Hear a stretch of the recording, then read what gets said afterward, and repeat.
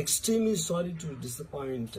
అంటే ఇప్పుడు ఏదో ఉనికిపోతున్నాను, మంచం కింద కూర్చొని ఏడుస్తున్నాను అని అందరూ what ever the media speculating, వాళ్ళందరికీ చిన్న డిసప్పాయింట్మెంట్గా ఉండొచ్చు వీడియో. ఇక్కడ పాయింట్ ఏంటంటే, I just want explain the whole concept. ఇప్పుడు నేను ఆల్మోస్ట్ ఒక 1 year బ్యాక్ ఏదో ట్వీట్స్ పెట్టాను అనే ఎలిగేషన్. ఆ ట్వీట్స్ ఎవరో మనోభావాలు దెబ్బతిన్నాయి. ఇక్కడ విచిత్రం ఏంటంటే 1 year బ్యాక్ పెట్టిన ట్వీట్స్ 4 డిఫరెంట్ ప్లేసెస్లో 4 డిఫరెంట్ జ్యూరిస్డిక్షన్స్లో 4కి ఒకే 3-4 రోజుల వ్యవధిలో వాళ్ళ మనోభావాలు దెబ్బతిన్నాయి. వాళ్ళు ఆ పరంగా కంప్లైంట్ ఇవ్వడం, కేసులు పెట్టడం జరిగింది.